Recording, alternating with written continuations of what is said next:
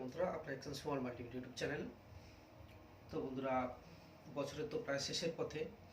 আশা করছি অনেকেই ভালো আছেন বা ভালো সময় কাটিয়েছেন। তো প্রত্যেকের মধ্যে কিছু না কিছু একটা ভালো মন্দ খারাপ তো পেরিয়ে যাচ্ছে। যাই হোক, সবাই ভালো থাকবেন এইটুকু আশা করি, বা সামনের দিনগুলো যাতে আরও ভালো যায় সেই দিকগুলো সবসময় চাইব। আমাদের কিছু কিছু একটা প্রবলেম আসছে, যেটা নতুন বিসি পয়েন্ট যারা পেয়েছেন তাদের ক্ষেত্রে একটা সমস্যা আসছে কি, কয়েকটা অ্যাকাউন্টে ডিপোজিট করতে গেলে দেখা যাচ্ছে ওখানে ট্রানজেকশন নট পারমিটেড। তো এই ট্রানজেকশন নট পারমিটেড কারণটা আমি একটু বলে দিই। কিছু কিছু অ্যাকাউন্ট দেখা যাচ্ছে ওনারা নতুন যেহেতু না বুঝে ডিপোজিট করে বসে, যেটা আপনার লোন অ্যাকাউন্ট, বিশেষ করে তৎকাল অ্যাকাউন্ট যেটা বলা হয়, যেটা 03 দিয়ে শুরু হয় কি আর এরকম কিছু কিছু লোন অ্যাকাউন্ট আছে যেগুলো ডিপোজিট করতে গেলে আপনার ডিপোজিট হবে না, ট্রানজেকশন নট পারমিটেড দেখাবে।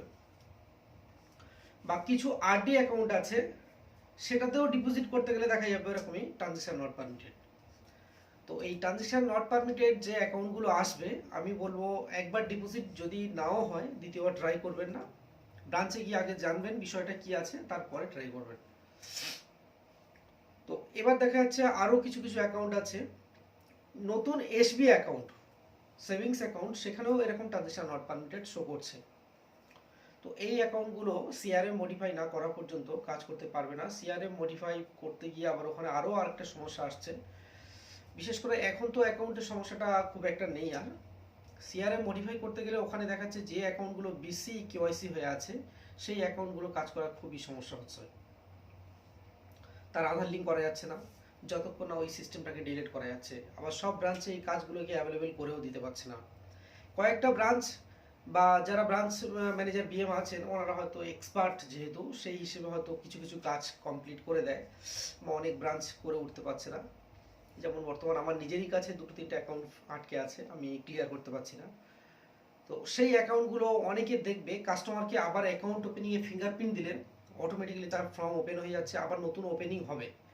সেকেন্ড বার যখন অ্যাকাউন্টটা ওপেনিং হবে ওই অ্যাকাউন্টটা ওর আধারে জেনুইন অ্যাকাউন্ট হবে।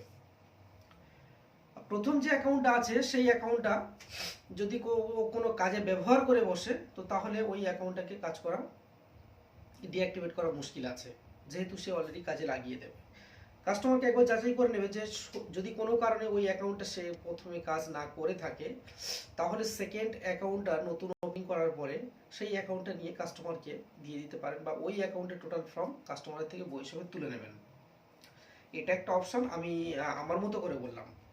বাট অনেকে এইটা ভুলবশত তার অ্যাকাউন্ট ব্যবহার করে বসলো, তা সত্ত্বেও যেন আরেকটা ওপেনিং করে বসবে না, তাহলে সমস্যায় পড়ে যাবে। আবার কারো কারো ক্ষেত্রে দেখা যাচ্ছে ওপেনিং করতে গেলে তার অ্যাকাউন্টের কাস্টমার আইডিটা, যেমন আমাদের আধার লিঙ্ক অনেক সময় না থাকলে শো করে, সেরকমই চলে আসবে, বাট তাও তার আধার লিঙ্কটা করা যাবে না। তো এই প্রবলেমগুলো অনেক ব্রাঞ্চ বিএম আছেন যারা ক্লিয়ার করে দেয়, বাট অনেক ব্রাঞ্চ থেকে এগুলো হয় না। এগুলো একটু ম্যানেজ করে নিতে হবে, কিছু করার নেই। কাস্টমারের সিগনেচার আইডি ব্রাঞ্চে আপলোড করে সেখান থেকে একটু ব্যবস্থা করে দিতে হবে। কিছু কিছু ক্ষেত্রে এগুলো মানতে হবে, কিছু করার নেই। কারণ আপনি ব্রাঞ্চের সিএসপি মানে তো এই নয় যে গোটা ব্যাংক আপনার হাতে আছে, না। আপনার সমস্যাগুলো তাদের কাছে তুলে ধরা, তারা যতটুকু পারবেন করে দেবেন, এটুকুই। অনেক বিএম আছে করছেও না, এরকম ব্যাপার হয়ে দাঁড়িয়ে যায়। তো যাই হোক, এইটুকু একটা ব্যাপার ছিল, যে উদ্দেশ্য যেটা নিয়ে আমি বলছিলাম, ট্রানজেকশন নট পারমিটটা। তো ট্রানজেকশন নট পারমিটেড যে অ্যাকাউন্টগুলো আসবে এরকমই আগে ব্রাঞ্চে গিয়ে কথা বলবেন, তারপরে ডিপোজিট করবেন। ব্রাঞ্চে ফ্রিজটা এর জন্যও ট্রানজেকশন নট পারমিটেড আটকায় না। অনেকেই দেখা যাচ্ছে অ্যাকাউন্ট ফ্রিজ আছে, হচ্ছে না। অ্যাকাউন্ট ফ্রিজের কারণে ট্রানজেকশন নট পারমিটেড হয় না, উইথড্রয়ালের ক্ষেত্রে গিয়ে আটকে যায়। টাকা যখন আমি তুলতে যাব তখন সেখানে আটকে যায়।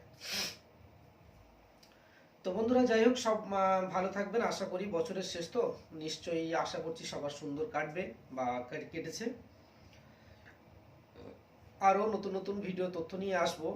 বিগত কয়েকদিন খুবই সমস্যার মধ্যে আছি। কাজকাম তো এমন একটা, আর অতিরিক্ত শীত তো পড়েছেন আপনারা জানেন, প্রচণ্ড শীত। এর মধ্যে কাজ করাটাও, যাওয়া আসা, যারা লং রাস্তায় যাওয়া আসা করছে রাত্রে বা সকালে, তাদের ক্ষেত্রে অনেকটাই সমস্যা। বন্ধুরা, আশা করছি ভালো থাকবেন সবাই। আমাদের নতুন নতুন সিস্টেম নিয়ে আমরা আপনাদের সামনে আসবো। তবে একটু আমাদেরকে একটু সাপোর্ট করুন, একটু বেশি বেশি করে আমাদেরকে সাপোর্ট করো। আরও একসাথে আমার সবসময় একটা জিনিস কথা, যে ডব্লিউবিজিবির এতগুলো সিএসপি, এতগুলো বিসি পয়েন্ট, তাও কেন সবাই এরকম আলাদাভাবে আছে জানি না। প্রতিটা ব্রাঞ্চে কিছু না কিছু সমস্যা হয়ে দাঁড়িয়ে যায়। সিএসপি গুলো আমি দেখেছি আমাদের এত বছরের লাইফে, এত বছরের অভিজ্ঞতার মধ্যে, যেটা বলি আমরা, কিছু কিছু ব্রাঞ্চে যে সিএসপি গুলো থাকে এনারা নিজেদের মধ্যে একটা কম্পিটিশন কেমন একটা ভাব তৈরি করে, কেন জানি না এগুলো এনাদের মধ্যে কেন আসে। আমরা তো চেষ্টা করি যে নতুন এসছে বা জয়েন্ট হয়েছে সেগুলো তারা সবাই একসাথে কাজ করুক, যে জায়গা বুঝে সবাই একসাথে কাজ করুক, কিন্তু এই জায়গায় দাঁড়িয়ে কেন জানি না এই সমস্যাগুলো তৈরি। আজকের এই সমস্যা হওয়ার কারণে ম্যাক্সিমাম ভিলেজে গন্ডগোল তৈরি হয়, ম্যাক্সিমাম কোম্পানির সাথে কম্পিটিশন একটা বেঁধে যায়, সিএসপিদের মধ্যে একটা মতবিরোধ তৈরি হয়। আর কর্পোরেট সংস্থা যারা, কর্পোরেট বিসি কোম্পানি যারা আছে, এরা তো ওই সুযোগটাকে কাজে লাগিয়ে নেয় না, যে এদের মধ্যে একটা ঝামেলা পাকিয়ে এদেরকে যতটা কম্পিটিশনের মুখে রাখতে পারবো তত আমাদেরই ফায়দা।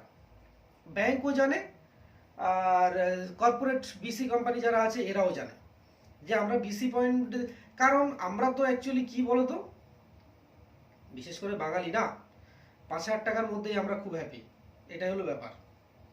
তো যাই হোক, আমার বলার উদ্দেশ্য খারাপ ভাবে কেউ নেবে না। তো মেন ব্যাপারটা হচ্ছে এটাই, আমি বলার উদ্দেশ্য, মূল কথা এটাই যে সবাই একসাথে থাকো, ভালো লাগবে, তাতে খুব ভালো লাগবে।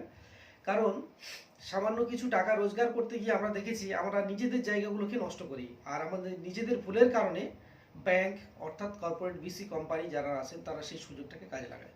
তো বন্ধুরা ভালো থাকবেন, আশা করছি আরও নতুন নতুন তথ্য নিয়ে আপনাদের সামনে আসবো। সবাই ভালো থাকবেন।